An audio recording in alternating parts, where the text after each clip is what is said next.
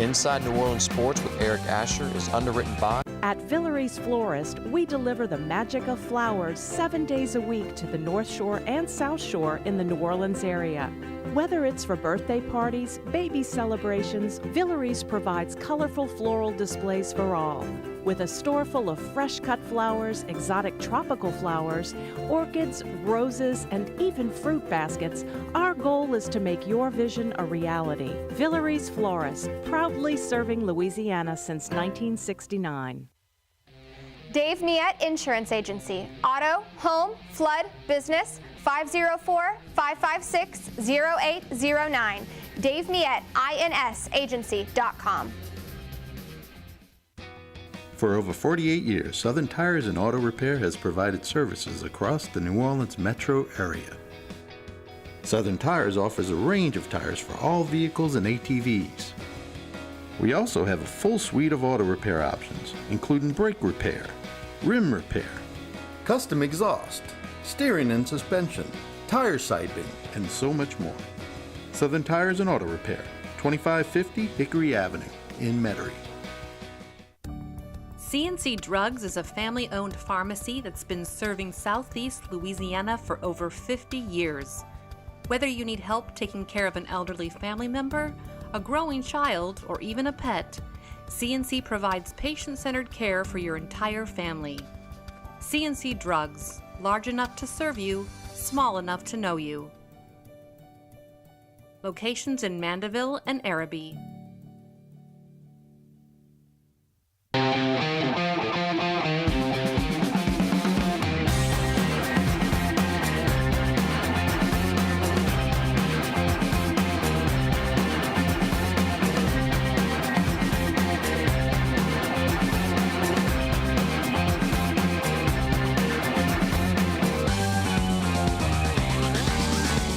Good afternoon and welcome to another edition of Inside New Orleans Sports. I'm your host, Eric Asher. Over the next hour, we'll cover all the home teams. Saints, LSU, Tulane, Pelicans. We'll talk college basketball. We'll talk college baseball.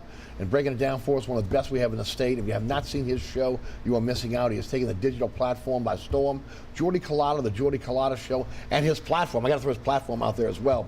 Jordy, welcome to the show. Thanks for coming down from Baton Rouge today. Always appreciate your time, my friend. It's good to be back. Always enjoy making it down here. Beautiful studio. It's good to be down here on a beautiful day in the city. Yeah, thank you. First of all, let's talk about your platform, your show, and then expand it, because since the last time you've been here, you've expanded the shows on the platform. Yeah, we have a podcast network that we're running out of FM Digital Media. My show runs 7 to 9 a.m. We have an afternoon show with Nick Diaz out of my league that runs 3 o'clock Monday through Thursday. Mikey Montook and Jared Mitchell, a couple of former first-round LSU baseball picks and All-Americans, have a show on Monday, Wednesday, and Friday. And then Will Wade is doing a college basketball show once a week with us, and Skip Burtman does a show on Sunday night. So it's been fun to grow. It's been fun to watch it grow. We're down here having some advertising talks with clients down in New Orleans. So I mean, look, you know, at the digital space, they have no boundary. There's no listening line. There's no listening area. All of the digital spaces is for everybody to take in. So it's been fun to experience that part of it and watch these shows grow for sure. Well, I mean, again, you really kind of opened up the door for that particular digital media. And one of the first ones to really kind of dive into this, and now expanding your platform with other shows. Will Wade is going to keep doing that podcast if he ends up getting another job? We'll see. His name's starting to pop up in a lot of spots. You saw the Ole Miss job open up a couple of weeks ago, and it looks like Chris Beard, his name is actually the one that's emerging to the top. But Wade's name is surfacing all over the place. I think administrators would feel much more comfortable if it was ruled on what the penalty is going to be for Wade. But I think a lot of people are really starting to understand that it's not going to be as severe as once thought. And I wouldn't be surprised if he has his name circulating around a job, or maybe even commits to a job here pretty soon. That would be something to see. Again, as you mentioned, a lot of what was put out there, it's kind of dwindled down to almost nothing. Yeah. Right. Yeah. Absolutely. So again, it cost him his job. There's no doubt about that. But again, doesn't look like the penalties are going to be as severe as we thought they would be. Let's start with the Saints, and of course the big topic this week is Derek Carr.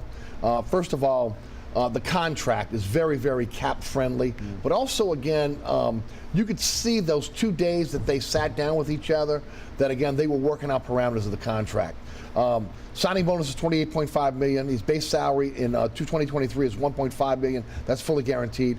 2024 base salary is $30 million, fully guaranteed. But they set that up so that if they need to go and borrow against that money, as they've normally done, they're going to turn it into a signing bonus and amortize that over the life of the deal, add some dummy years. They can do that. The compensation for 2025 is $40 million guaranteed for injury at signing. $10 million becomes fully guaranteed in 2024. The remainder is fully guaranteed in 2025. The payments are in the form of an off-season roster bonus in the amount of $2 million and a $30 million base salary. Once again, the ability to be able to turn that into a bonus so they can open up cap room. The 2026 salary is $50 million, but that's non-guaranteed. It's technically a 4-year, $150 million deal, but it's really a 3-year, $100 million deal. The 4th year is obviously just a way to be able to get the average from $33 million to about $37.5 million. And it could be as short as 2 years, $70 million. This is where the Saints did a great job. If he doesn't work out, they can get out in 2 years. The final $10 million is being subject to an offset in 2025, but Carr will make about $60 million for 1 year, and they will avoid paying him about $70 million for over the 2 years if they cut him. It looks like right now the way it sets up is Carr has his no trade clause. He has the money he wants. He has the average per year salary he wants. The Saints have the outs. They have the ability to get out every single year of this contract, and they have the ability to be able to, again, as I mentioned, take that base salary, turn into signing bonus, kick the can down the road again to be able to sign some other players. You look at the cap hits. 23 is $7.2 million, 24 is $35.7 million, 25, $45.7 million, 26, $55.7 million, 27 is a $5.7 million of dead money. He won't see a lot of that as far in terms of that goes.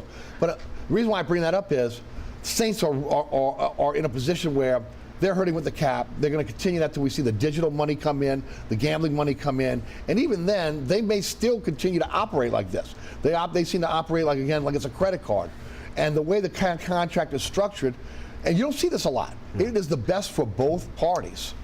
It's incredible how the Saints have stayed relevant in this age of salary cap driven football where they are trying to drive parity. And the Saints staying a contender, I think, is going to be something that you look back on and really you'll write books about. I mean, the way that they've been able to manipulate the cap and continue to bring in talent. I know that I was on your radio show a couple of weeks back. Really, I was awaiting the announcement of a rebuild. Yes. Right? Almost like, look, you're going to move some players, start to get draft picks, start to clear some of this cap hell that you're in. And when I saw the news of Carr, starting to really trend towards becoming official, I almost had to laugh a little bit of how they're able to do this year in, year out. I mean, you explained the contract and broke it down there. That's a Mickey Loomis special. It really is. That is a Mickey Loomis blueprint of how he's gotten the Saints to this point by bringing in talent and being able to backload contracts and keep them on ways to get out of the commitment. But one thing that I will say, while I don't agree with the Carr signing as far as it goes, and I think that you're still a middle of the pack team. I don't know how much of a contender that you become, but one thing that you can't argue, and if you're a Saints fan, if you follow the Saints, if you pull for the Saints, they give you, or feel like they give you, a chance to win every single year. That they're going to try and win every single year. And I think as a ticket holder, you have to appreciate that. You have to understand. It would have been, it would have sucked to have been a Philadelphia 76ers fan for a decade, knowing that they're just, a part of the process and tanking every year, where they're not even giving you a chance. Heck, old school New Orleans Saints fan, you kidding me? Absolutely, yeah. There's a generation that understands it very well. I mean, it's crazy to think. I mean, there's a generation of Saints fans now that have no understanding of what it's like to struggle. That's right. Really struggle. Right. Not being like 3 games, you're happy they won 3 games. I mean, being in the top 5 of the draft every single year. So to see the way that they try and win, or at least they spend the money to win, I think is respectable. Whether we agree, whether we disagree on the players and how they do it, I think is why you and I have a job. Yeah. But the way that they roll it out every year, I think is commendable. Yeah, I would agree with you there. A lot of people around the league don't agree. A lot of people in the media don't understand what they're doing, especially on the national side. But again, look, they manipulated the cap. They found that secret. Other teams have done. The Jets did it just yesterday, where again they took a base salary and turned it into a signing bonus and was able to hold on to a player. The Patriots did it during their dynasty. Right. I think that's the model that Probably they're actually following. Yeah. You know, I mean, I think Peyton was really, when he was here, he very much used the Patriots as kind of the model franchise, and that's how they played on credit a lot. Yep, they do. And when you look at this contract, okay, in its totality, and the young guns are coming up, right? This is going to look, again, like a minuscule contract for a quarterback on the type of money we're going to see from Lamar Jackson to Burrow to Herbert. We can go right. We can keep on going, right? Well, Deshaun Watson has set this market so far out in front of really the time period. I know that there was a lot of owners that were very upset with the Haslams in the way that they handled the negotiation of just setting the market now for quarterbacks. I mean, that's the problem with Lamar Jackson in Baltimore. They're using Deshaun Watson's contract as the model, and Baltimore's saying, "Hey, look, we can't look at that." I mean, that the league's not there yet. I mean, there's only about one or two players that you would guarantee a contract. I think Burrow's probably one of them. Mahomes would probably be the other one. I mean, I don't know how many other players there are out there that you would really guarantee a fully contract to. But yeah, look, I mean, you look at the NFC. I mean, if this stuff happens with Aaron Rodgers where he goes to New York, which it looks like that's going to happen, they wouldn't have given permission to talk if they didn't think a deal was going to go down. If Rodgers is out of the NFC, Jalen Hurts would be the best quarterback on that side of the league. Right.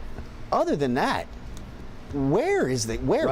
I mean, where is the competition? I think that Tom Brady's probably looking at San Francisco thinking, look at the NFC. Right. You know what I mean? Like, I might stay retired for a couple of months. I might come back and be the quarterback for the 49ers and see if I can't get to the Super Bowl. And one thing with the Saints, with Carr, I mean, you look around this side of football and you think, where are all the quarterbacks? They're all in the AFC. They are. Josh Allen, Joe Burrow. I mean, if Aaron Rodgers goes to the Jets, Trevor Lawrence is in the AFC. I mean, all of the power, Patrick Mahomes, all of the power of the league, Justin Herbert is in the AFC. So I think that, you really, that may be one of the things that the Saints looked at that said, look, we got to get a quarterback, because if you do have one, you got a chance. Yes. I know 100% agree with everything you just said. And I think that's what the Saints looked at. That's why they went after Carr as hard as they did. That they were able to settle on a number. And ultimately now, or really kind of waiting to see what the rest of the division is going to do. Is Atlanta going to be in the Lamar Jackson sweepstakes? What is Carolina going to do? Are they going after C.J. Stroud? Are they going to try to move up and maybe try to get one of the better quarterbacks there? So we'll see how that kind of plays out down the line here. I do want to talk about Carr, the player, though. Yeah. We gauge things on our shows, right? Between social media, calls, etc. I don't get the vibe that people are just like super excited about Derek Carr.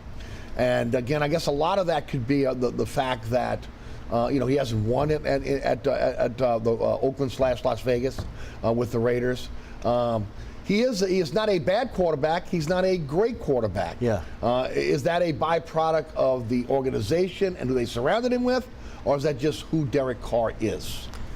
It's a great question. And, look, judging him from New Orleans and watching him play in Las Vegas and Oakland is probably a little unfair because you haven't seen all of the body of work. But once you dive into the numbers of Derek Carr, a couple of things stand out. And most notably, most fourth quarter comebacks in the league since he's been drafted. Right. I mean, 33. 16 all time. 16th all time. That's shit. I mean, that is something that, I mean, whether we want to debate whether he's good or bad, that has to stand out as a very good quality. But is it because his team is behind, or because he can put a team on his back like Breeze and will him to victory? See, that's the question. I think that's what's going to be answered here, because one thing he's going to get here that he has never had is a stable defense. Yes. And so there was probably a lot of he had to come from behind because his defense was never any good. Here, he knows that Dennis Allen's going to put a top 10 defense on the field. I mean, they've been in the top 10 the last 3 years. Right. I'd imagine that they'll be hovering around that number here this season. So you'll know what it looks like for Carr to play with a defense. I would also say that looking at the Raiders organization, in comparison's sake, the Saints are a much more stable, Yes. much more positive work environment than Las Vegas and Oakland seemingly has been. Yeah. So just off the top, you give him a top 10 defense and a stable organization and administration that's running it. I think that soothes a lot of his pain. I also think that the offensive line that he's going to play behind is something that has gotten a lot of attention here the last couple of years in the draft and free agency. And a lot of the things that he's been playing without, he will have here. So the question you just asked, I think will get answered in a short time while he's in New Orleans, whether or not it was a byproduct of, kind of being in a malcontent organization with no defense, or it's been he's, struggled. Because the other number that jumps out, while the fourth quarter comebacks look great, the interceptions is a problem. That's an issue. And I think that's something that he's going to have a premium on protecting it down here. Yeah. And if he can, like we said, I think that there's avenues to win. To your point, 6 coaches, 5 play callers in his 9 years with the Raiders. 63-79 as a starter. 0-1, that's regular season. 0-1 in the playoffs, while losing to Cincinnati in his only playoff game. 12-44 against playoff teams in his career. And a lot of that has to do with the instability of the Raider organization. I would think so. I really do. I would think that there has to be a component of, look, I'm not trying to shift blame of the player. There still has to be some autonomy and some responsibility at the quarterback position for sure. But there's a lot that goes into making a quarterback stable. It's not just all on him. There has to be, some type of continuity within the coaching staff, within the play caller, within the organization to give him the sense that he can succeed. And I don't think that Derek Carr has had that with Oakland. What do you think happens at the backup position now? Are they bringing Andy Dalton back? Does he want to come back? I mean, that's another part of this. Jameis Winston is due too much money. They're going to have to let him go. The question is, do they let him go before June 1st? They designate him as a post-June 1st cut. If they do that, obviously they save money around post-June 1st cut. We're saving $12.8 million. It would be $4.4 million if they cut him before then in terms of the salary cap. Maybe they cut him to let him go find another team. I'm not sure what's going to happen there. But the question is now, who is going to be the backup there? I mean, is it going to be somebody we don't even know right now? Yeah, I think so, and I think that's what's going to be. I do not assume it'll be Dalton or Winston. Right. I'm not sold that they're not going to draft somebody. Right. Still. That was going to be my next question. No, I still believe that there is a best player available since in this draft. If they even get to the back end of the first round, where there's a guy that they've had their eye on. I know you and I have talked about Hendon Hooker a lot. And, a lot. Hooker seems like he'll probably be on the board at that point, depending on how the Saints like him. I still would be okay. You mentioned the Carr contract. There's ways out of it within the first 2 years that, look, if you miss on him, you can move on fairly quickly.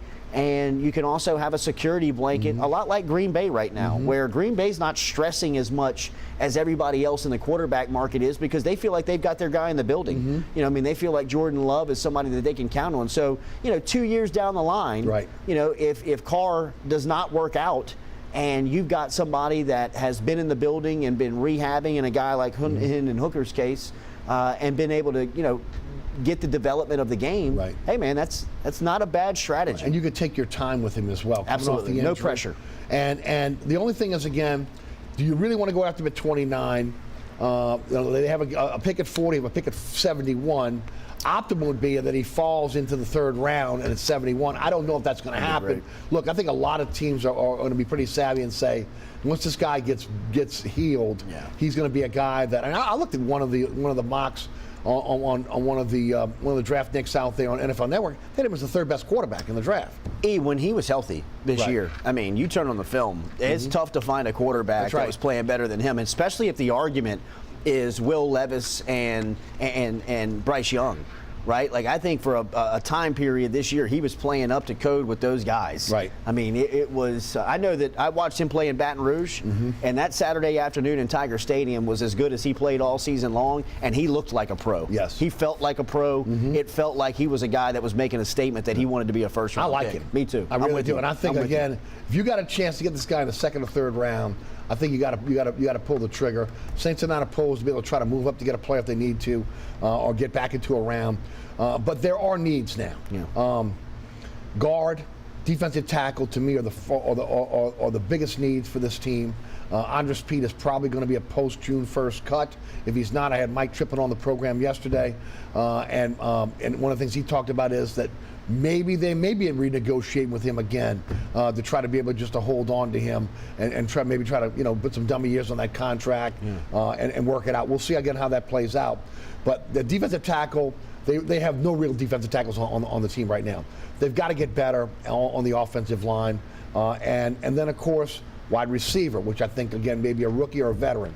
Running back, they need at least two. I agree. They need a physical running back, and they need a guy that can play Kamara's position, because we're going to get into Kamara in a minute, but he's going to be probably suspended. Offensive tackle, maybe. Safety, they just signed the safety. Still think that's on the radar here. But early in the draft, I think they're going big. I think they're going big men. They need to. I also think running back, you just brought up a point in running back, and there may be some talent there at the end of the first round. One of the deepest positions in the draft. I think Jahmyr Gibbs, Alabama, does a lot has a similar style game of Kamara. He would be a great understudy of Kamara for a couple of years until it was his time. And like you said, it seems that Kamara is going to miss a significant amount of time. At least 4 to 6, maybe more. At least 6. Coming up this season, so you have to have a contingency plan put in place. I agree with you. I think the defensive tackle and obviously interior offensive lineman is something that they have to go after. I wonder how much the shiny stuff, the skill players can attract them look, Sean Payton never drafted wide receivers. First year he was out of the building, they took Olave at 12. They took Olave at 12. So there may be some changes in strategy of how they handle this draft. Well, they need to get Carson weapons. Okay, actually, if you want to look at the weapons, he had more weapons right now with Las Vegas than he has in New Orleans. Absolutely. Okay, so they need to get him some weapons. So that's something they definitely have to look at. Speaking of weapons, you watched the guy play at LSU. He is going to be released by the Tampa Bay Buccaneers. We had this conversation last week on the program. Leonard Fournette. He's 28 years old, still got some tread on the tires. He's a 3-down back. I think he could also be a guy that if you picked him up in free agency could coexist with Kamara. What are your thoughts on him being a New Orleans Saint? How much tread do you really think he has on the tires, and can he be a fit? I think he's got tread left on the tire. I think he's a big, physical, strong body that once you put him in shape, he can handle the smash and the physical style of the NFL. It's just getting him there. Right? I don't know if his home city is the best for him. I don't say that despairingly. I just don't know. I don't know if he can come home and handle that. Now, I know playing with Brady and being a part of that Buccaneer organization has really grown him up a lot over the last couple of years. So I imagine if there's any point that he could handle it, it would be now. Having guys like Jarvis Landry and Tyrann Mathieu in the locker room can only be beneficial for having a guy like Fournette here. If you were to bring him in, I think from the fit standpoint, it makes a lot of sense. I think next to Kamara, it really is kind of that Ingram Kamara punch that you had a couple of years ago of that, that thunder and lightning type feel to it. So, my concern would be his weight, his ability to be in shape. But I think if he's in shape, he can definitely, he still can play. Right. I still believe that he can absolutely play.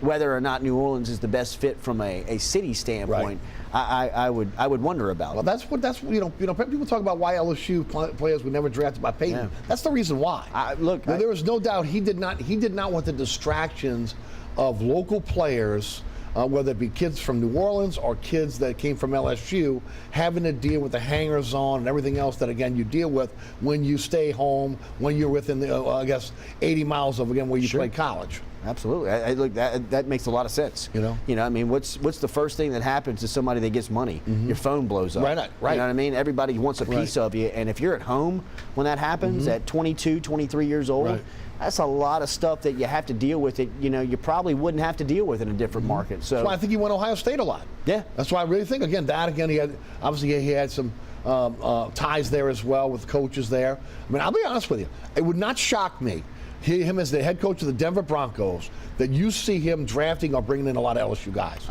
Okay, he saw them for years here. Yeah. Okay, but again, maybe just felt like it's not a good fit. Right, it's too much of a risk. Yeah.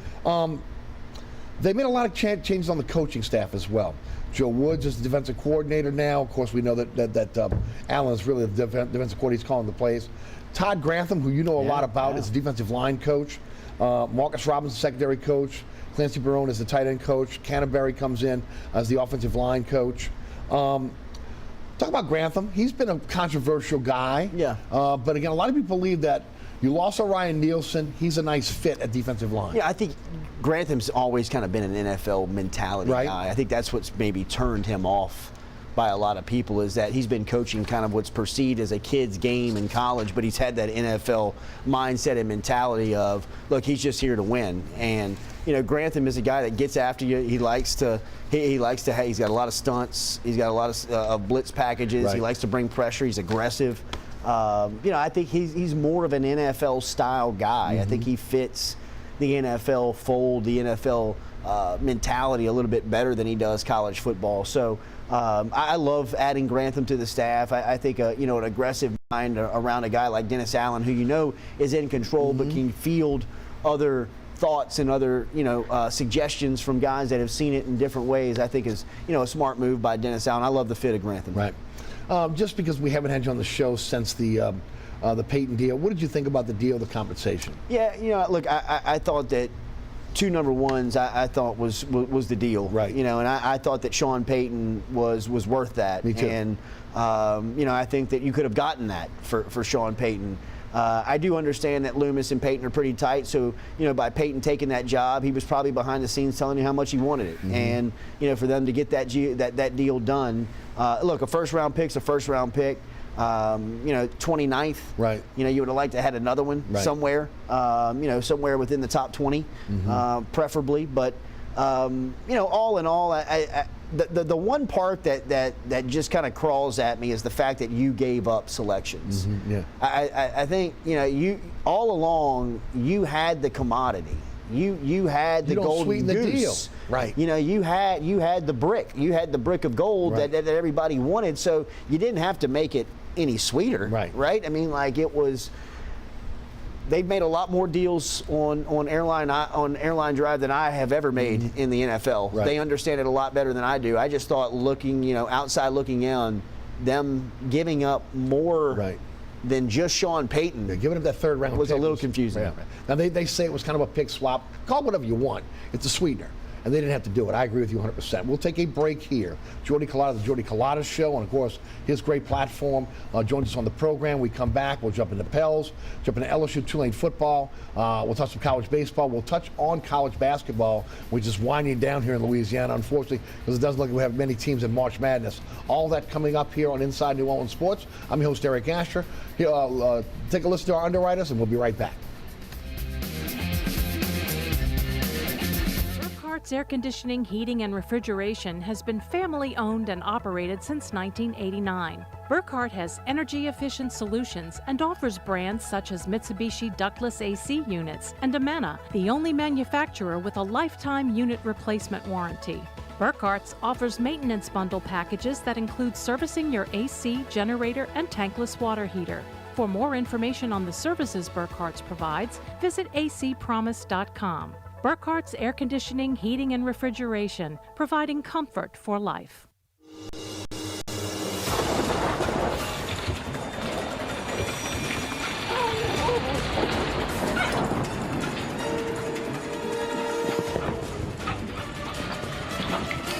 Experiencing rough weather with a bad roof can be a nightmare.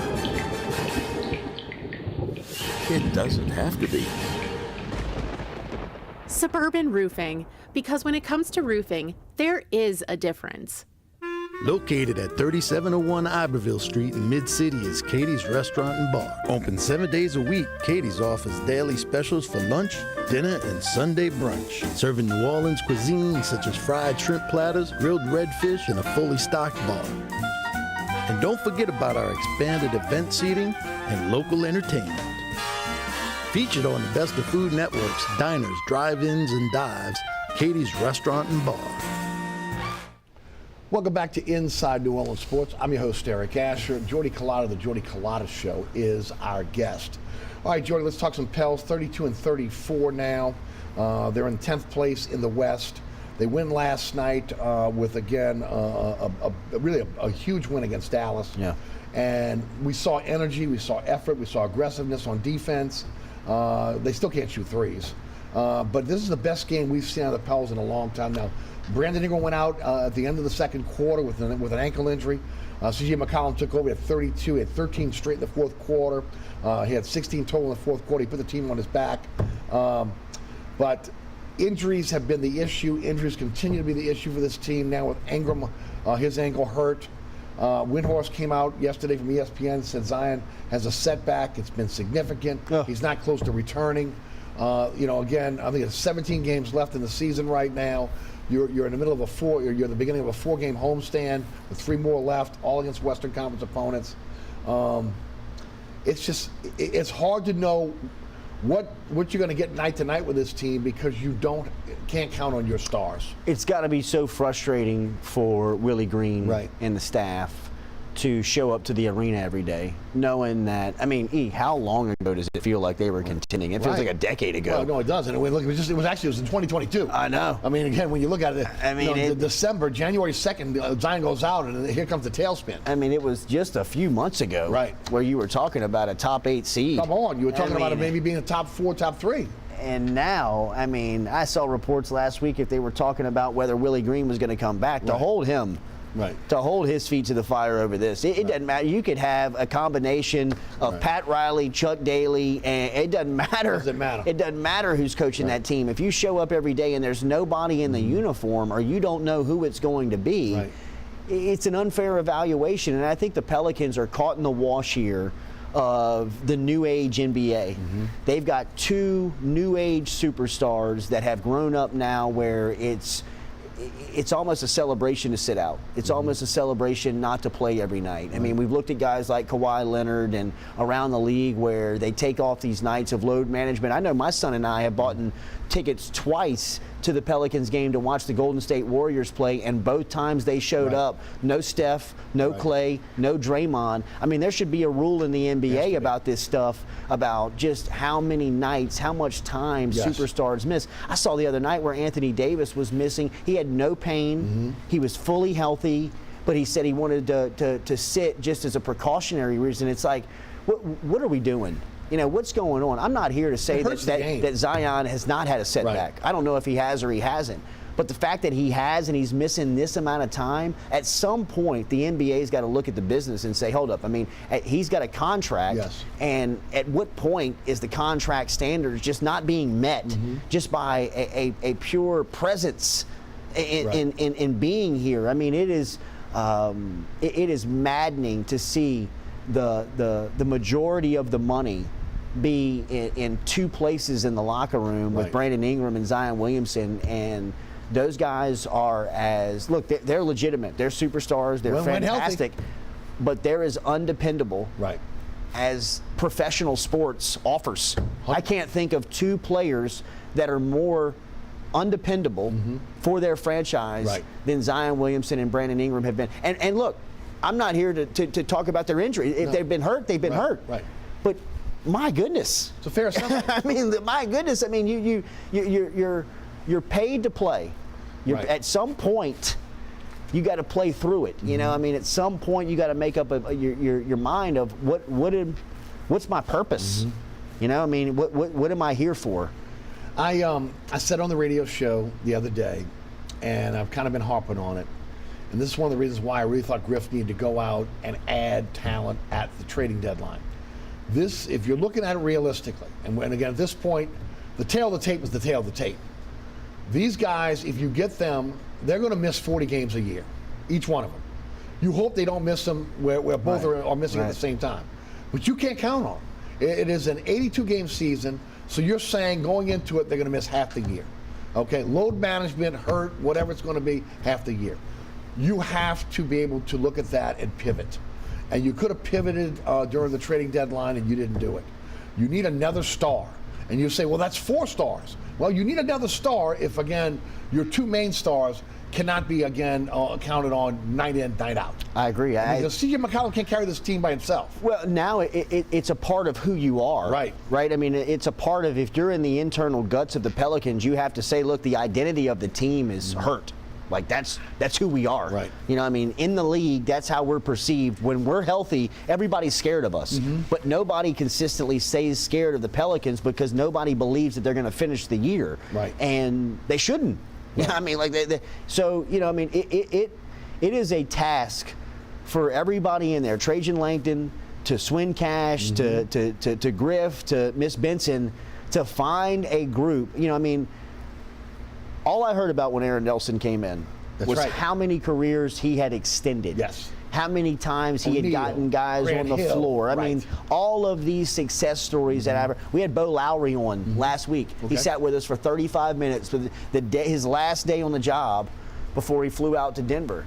And he talked about Aaron Nelson and the Pelican staff of just how forward thinking, how great they are, and I believe Bo Lowry. Right. I mean, like, you know, Bo Lowry is fantastic at what he does. I just can't believe that Aaron Nelson can be excited about what's on his resume now by what the Pelicans look like. You know what I mean? Just for what they roll out there and the reputation he has, it doesn't make a lot of sense. No. They can't stay healthy.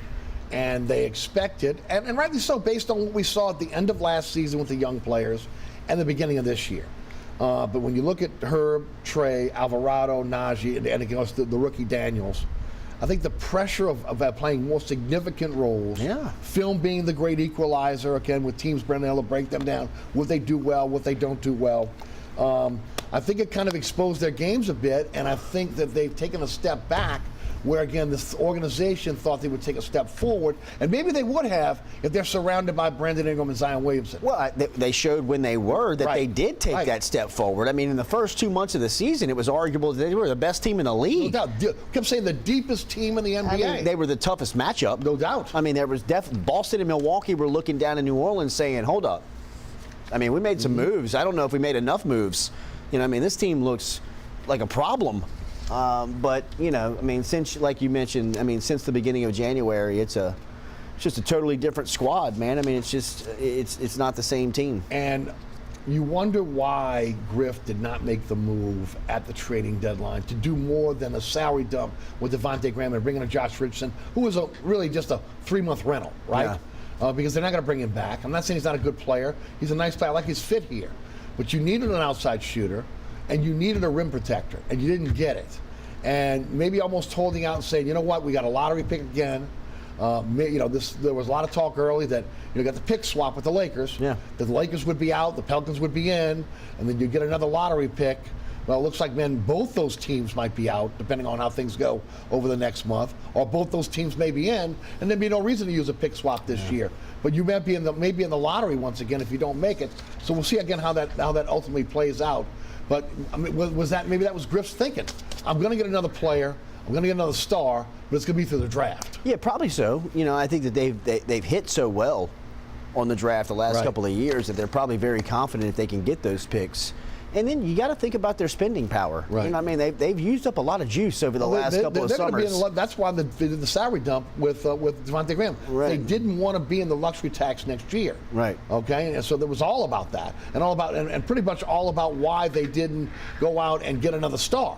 Okay, because they didn't want to be in that position because they didn't feel like they were ready to maybe be in that top 2 or 3. They looked like that early in the season, but they haven't looked like that now.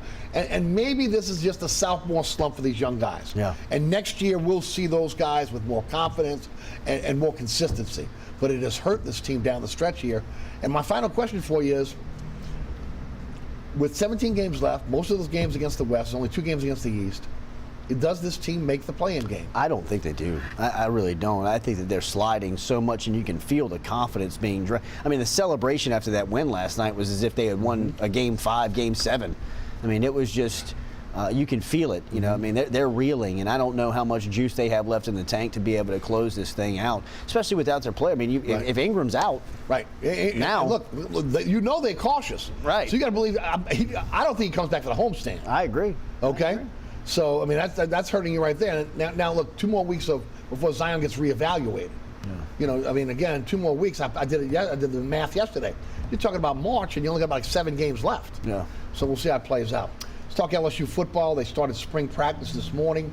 I love the intensity of Brian Kelly and again the take all comers type attitude. Yeah. You got Nick Saban, who's won so many championships, complaining about again the new 9-game schedules being proposed and his the teams that he'll play every year. You hear Brian Kelly when you hear Alabama, Ole Miss, and Texas A&M saying, "Bring it on." Yeah, bring it on. Look, Kelly doesn't know what he doesn't know. You know, I mean, I think he came to the SEC with the intentions of every single week I lace him up, we're going to be in a war, we're going to be in a fight. Right. And if this is going to be the model, then okay, then this is the model. Fine, I'll show up and play this model. Saban's been here so long. He's been an ambassador for the league. He's been a spokesman, the face of the league. I think he feels a little jaded. Yeah. I really do. I think that he feels as if behind closed doors he probably should have gotten Vanderbilt, Kentucky, and Auburn. Right. You know, I mean, I think that's what he was waiting to hear. Yeah. And when he heard that, you know, he was getting Tennessee, Auburn, and LSU, right, he was kind of like, hold up, wait. You know, but I mean, let's think about it though, Jordy. You concentrate on the SEC. There's no way the SEC and the networks are giving up LSU, Alabama every year. No way. Okay? No way. They're not giving up the Iron Bowl. No way. Okay? And Tennessee is a natural rival. It makes a lot of sense if you're not Nick Saban. Right. Yeah, and I still even Saban, when he gets away from it, will say, what else were they going to do? Right. You know, for Alabama. I mean, Saban is just so used to, I'm sure he said behind closed doors, hey, be nice to us on this, you know, and they weren't. And he usually gets his way. And I think you kind of got a little bit of a fresh reaction. I mean, that was, you know, he had just touched the stove. Right. You know, I mean, his hand was still burning when you put the microphone in front of his face. And he probably a week later would probably like to say, I wish I wouldn't have said that publicly, because that's what kicked this storm.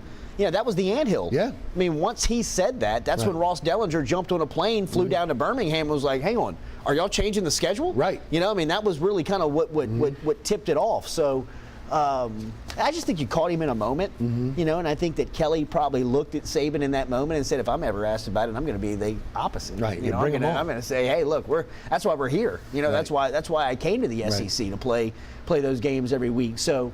And I believe that. Me too. I mean, the way that Kelly he said that from the day when he came in. And the way that he talked about the Bama game and the lead up to it last year, you could tell it was genuine. It was like, hey, I'm excited to be in this game. Yeah. You know, this is why I came to LSU. This is what I was anticipating when I took this job. So, you know, I think it's good to see Kelly embrace that. I love that Kelly is embracing that. I think that's the way that LSU's coach should be. I believe it. Let's talk spring. The big question is quarterback. Will we see splitting of reps between Garrett Nussmeier and Jaden Daniels? I definitely will. And look, I was out there this morning for the first morning of it, and Brian Kelly said so earlier this week in kind of his pre-spring evaluation of where they are. Jaden Daniels has done enough to earn first-team reps and be labeled the starter of LSU, but he's in a quarterback competition. Right. He's in one that began on the field today. When Brian Kelly announces it, confirm that who's going to start against Florida State will probably be the week of the game. But I think up until then, this is a quarterback competition that both, you know, Brian Kelly, Joe Sloan, Mike Denbrock are evaluating daily to make a decision on. I do believe that Jaden Daniels is the #1 quarterback on this team today. I think he's in a quarterback competition as well. So, yeah, I think you'll definitely see the rep split, and I think that both guys will have a fair shake on who's going to start the season. Been some coaching changes. The one I wanted to talk about is special teams coordinator Brian Poley and transitioning to a role that I think most teams are going to go to. Yeah. And I think that maybe Kelly's a little bit ahead of the curve here. A general manager type role where he's going to be focused on daily operations, but recruiting and NIL. Yeah. You need a coach, again, somebody that's a coach that can handle that. Now, probably a byproduct of how the special teams played last year, their relationship. But I think the position is necessary in college football today. Well, a couple of things. You're right. I think it's definitely necessary. You've got to have somebody overseeing that part of the game. And look, it's not long before there's going to be a legitimate general manager on staff that's, crunching numbers. Right. I believe that that's going to happen here pretty soon. But also, I think that you look at Polian's position and him being shifted out of the special teams coordinator told me one thing first off is that Kelly's serious about winning. Right. I think that you looked at that first staff and there was that was a well put together, a really ferocious, fierce staff, and you looked at one position in Brian Polian that didn't make a lot of sense. I mean, it kind of seemed like it was his friend. It kind of seemed like he was that he was doing a favor for. Right. To be perfectly honest. But he looked around and thought Kirby Smart's not doing anybody any favors. Saban's not doing anybody any favors. Right. Jimbo Fisher's run out of all his favors Right. at Texas A&M. I got to make sure and tighten this program up at every single corner. I can't have any room for air getting out of here. It's got to be airtight. And, I think that he, at Notre Dame, I think that's the difference. Like I said on my show, I think the difference between a school like Notre Dame and a school like LSU is that at Notre Dame, it's still a job where you can still kind of tuck people away. Yeah. It's still got enough room where I can hide you. Right? Like I can do you a favor and put you on staff. At LSU, it costs Les Miles' job. Wouldn't get rid of Cam Cameron, who was his friend. That's right. And ultimately, I think it had something to do with Ogeron. Ogeron had a lot of demons, but one thing that he would not do is he wouldn't get rid of James Craig. Right. James Craig was his friend. Right. James Craig wasn't recruiting, and ultimately James Craig got LSU in trouble with the way that he did recruit, and the administration had to fire him, and that was a mark on Ogeron kind of at the end of, hey, you didn't recognize, you had to get rid of your friends, right? And I think Kelly kind of saw like, hey, the two guys that have come before me have been burned by this. Look around, there's not a lot of room for error here. I got to make a move. Right. So I credit Brian Kelly for realizing and recognizing early on that I got to put somebody. I got to put somebody in here that can really, run that team, run that unit, because special teams in the SEC, you would think like, hey, it's just roll the ball out there and you got 4- and 5-star guys. Well, to a degree it is, but you got to coach them up. Yep. They got guys dropping kicks and not covering punts. I mean, it was horrendous. It was bad. Great take, by the way. I think an excellent take on that. It really is. Tulane. Best thing that happened to Tulane was returning. Okay, returning Willie Fritz. Yeah, no doubt. Returning Michael Pratt. Sincere Hayworth, their starting center. They're going to lose some guys that are Tajay Spears, the two linebackers. There's some guys on the defensive side they're going to lose.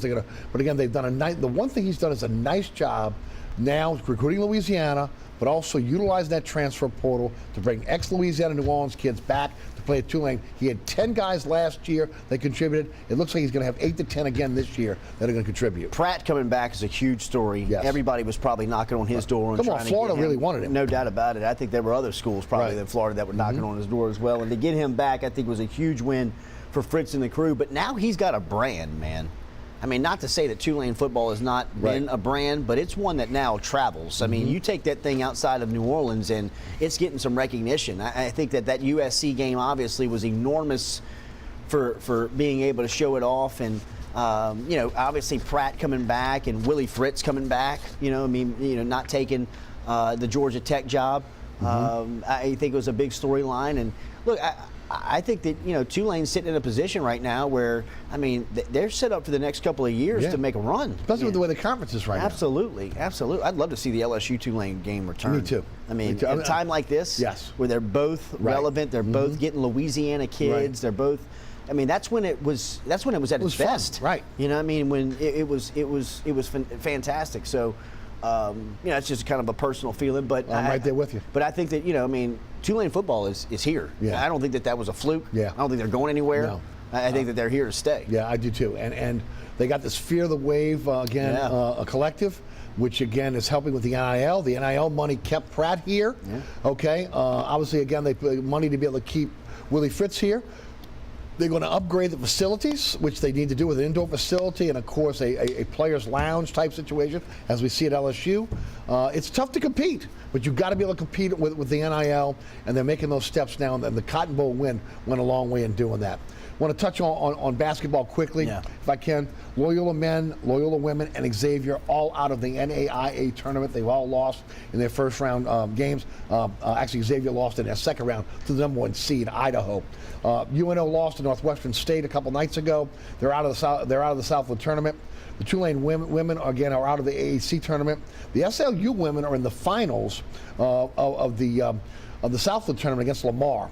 Tulane again begins their move through the AAC tournament. They're the 3rd seed.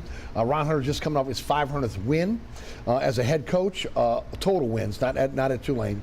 And then LSU beat Georgia in an upset last night, so they're still alive in the SEC tournament. LSU women lose to Tennessee. Now we're really looking to see if they're going to be a number 1 seed or not. ULL won the Sun Belt tournament. They are in the big dance. Louisiana Tech will take on FIU in the Conference USA tournament, and Grambling's still alive in the SWAC tournament right now going forward. Let's just talk basketball quick. I want to talk LSU.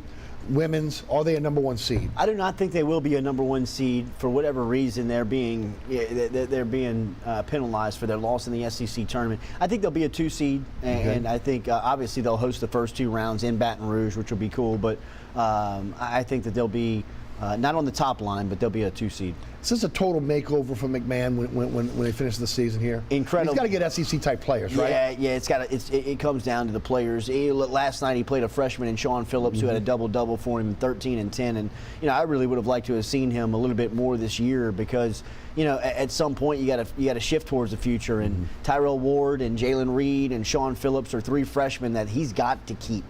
He's got to keep those guys intact because those are 3 from a nucleus standpoint that you can build around into the future. And if he loses those guys, it'll become kind of a year in, year out struggle of trying to put a team together. So it's about to be an enormous time of sensitivity for the LSU basketball program as far as getting guys. Right. No pressure now, but if he doesn't, things start to change next year, the pressure's going to be on. I would think so, yeah. And you and I have talked a little bit off the air. There's some whispers and some rumors of Will Wade possibly being announced as McNeese's next head coach, and I think that could be devastating for Matt McMahon because you know what Wade's going to do. Wade's going to come with a big personality. He's going to have players following. He's going to have and be out on every interview. He's going to do everything he can to get the word out. And look, that's just not the strong suit of Matt McMahon. No. I'm not downplaying it, but that's just not his personality. And I think that there has to be a part of Dale Brown, had that to him where he sold it, and he had a big personality. He was a little polarizing to a lot of people, to people. Will Wade was the same way. I know that, people look at them and seem like, oh, wow, Wade and Brown are totally opposite in the way that they were a lot alike in the way that they really did in selling the program with big personality. And, if Wade, in fact, does land in Lake Charles and McMahon does miss out on a couple of guys next year, that could be a storm that'd be tough to get through. I would agree. I want to make a quick point. UNO really got healthy at the end of the season, went on a run. Unfortunately lost to Northwestern, who pretty much dominated the conference most of the year. Tulane, if Houston is eliminated in that tournament, they got a shot. If they don't, Houston's hands down the best team in the AAC, one of the best teams in the country. Might be. So it'll be over. Let's talk some college baseball. We have the time we have left.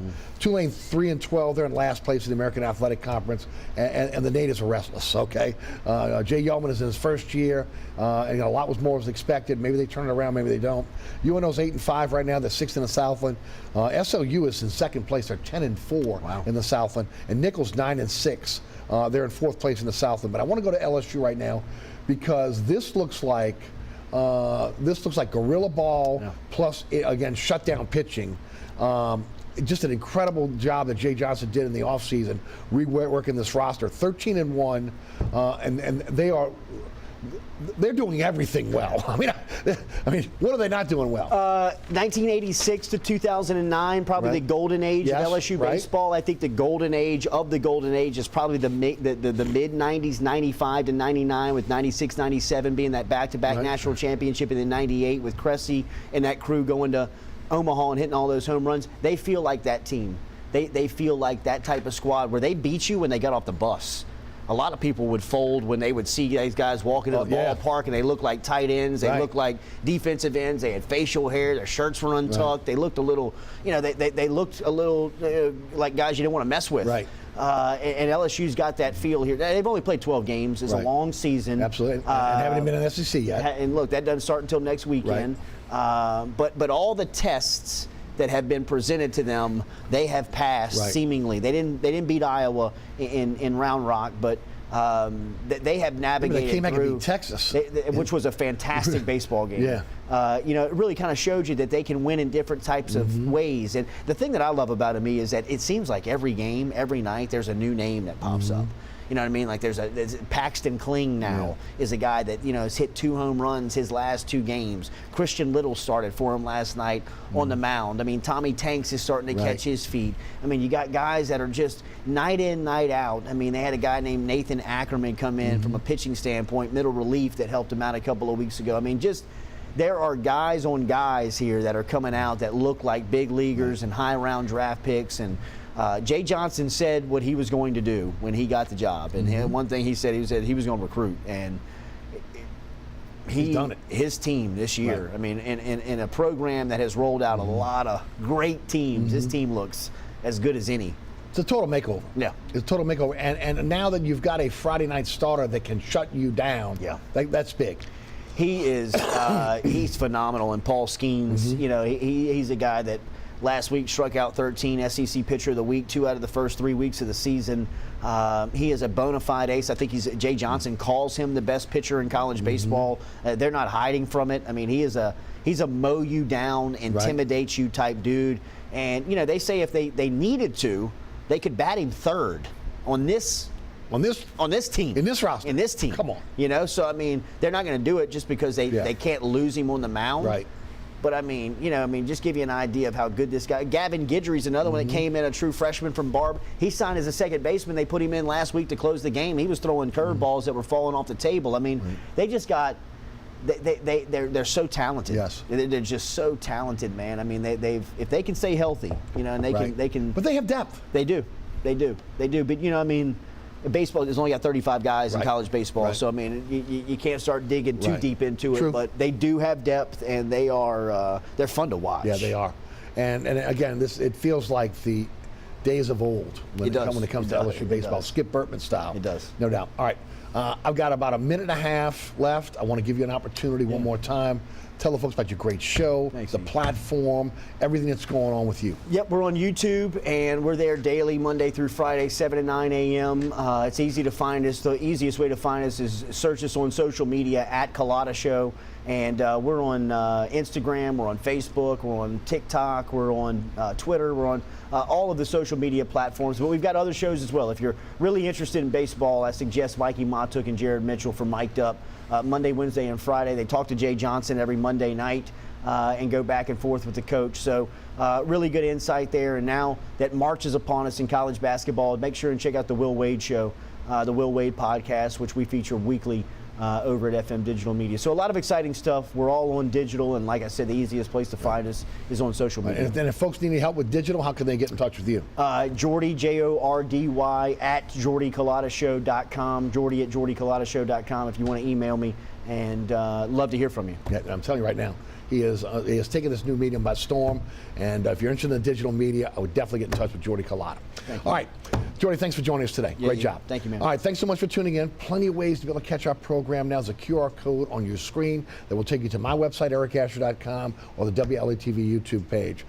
Choose the time slot that you enjoy. Set your DVR so you never miss Inside New Orleans sports. You catch me on the radio 4 to 6 weekdays on 106.1 FM Nash Icon.